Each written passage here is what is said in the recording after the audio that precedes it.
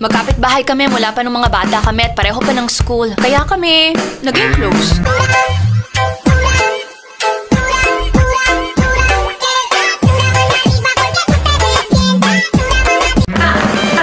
Sina Anton at Joanna? Cham, cham, cham!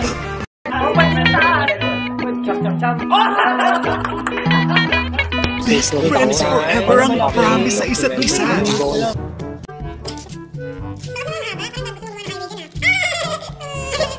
Araw-araw kanyang binibilhan ng sandwich, di ba? Bakit araw-araw kayo magkasama? Hindi mo siya gusto? Si Anton para sa akin ay isang taong mas importante pa kaysa sa magiging boyfriend ko, asawa ko at pamilya ko. Sa kanilang pagtanda. Bakit ba hindi mo ako pwedeng magustuhan? Hindi naman na mahalaga yun, di ba? Babantayan kita habang buhay. Asawa lang dapat na magbantay sa akin. Salamat wala na akong pasanin. They still have each other's backs. Magpapakasal na ako. Meron kasi akong ibang babae. What? Walang yaka! Anton, tama na! 34 ka na, no? Kumilos ka na naayon sa edad mo. Next time, umanap ka na matinong lalaki. Move on na. 2 moments later. Ako nang bahala. Close na kami ng boss ko. Hindi niya ako pababayaan. Anton! Joanna.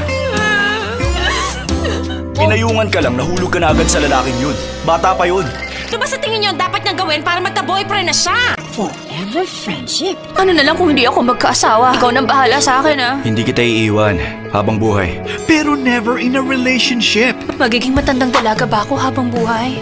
Pustahan tayo. Kung sino ang maunang ikasal, bago mag-35, siya ang mananalo ng pera. Hello, Anton. Pwede mo ba akong alagaan lagi?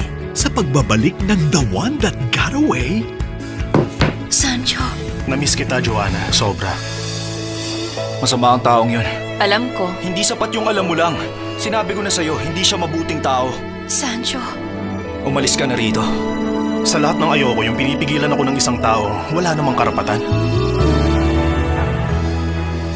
Ang best friends for life, pwede bang maging partners in love? My Time With You.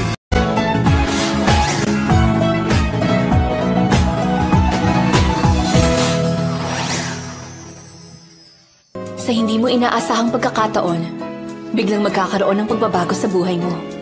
Joanna, ikakasal na ako. Sorry kung iniwan ka niya. Napakasama mo!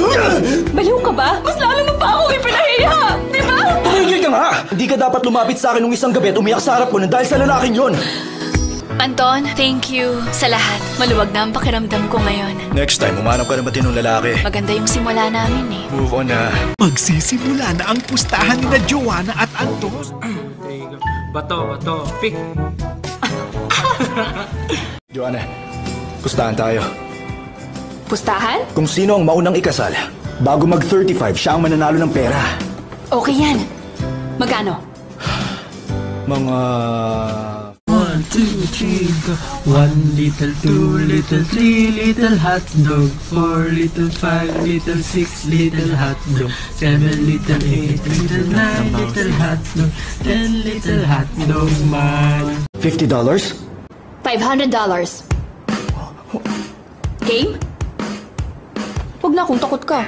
Hindi ako takot, no? Sikat yata to. Talaga, Hoy, wag mo akong minamaliit, no? My Time With You.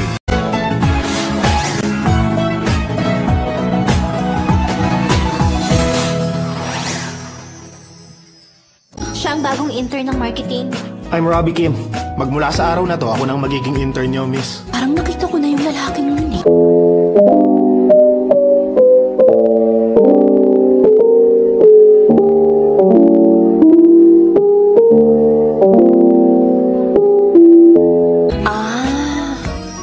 Salamat sa tulong mo nung huling flight natin. Hindi ko na talaga alam ang gagawin dun sa passenger. Wala yan. No big deal. Gusto ko sanang gamiting excuse yun para maimbitahan kita na mag-dinner ngayon. Oh, bakit? Kumakain ako. Sino kasama mo? Katrabaho ko. Anton, Anton pala, girlfriend mo? Kaibigan ka. Posible bang maging friends lang ang babae at lalaki? Oo, gaya namin dalawa. Kailan ba siya nagsimulang makipag-date? Noon hanggang ngayon, solid na ang kanilang friendship. Nakikipag-date ka, di ba? Katrabaho ko lang siya, Joanna. Bakit Anton lang ang tawag niya? Paano kung tawagin kang Joanna nung intern yung bagets? Ayos lang sa'yo? Nakabase sa tawagan, ang klase ng relasyon ng babae at lalaki. Kita parang ikaw. Ang ganda, parang future natin.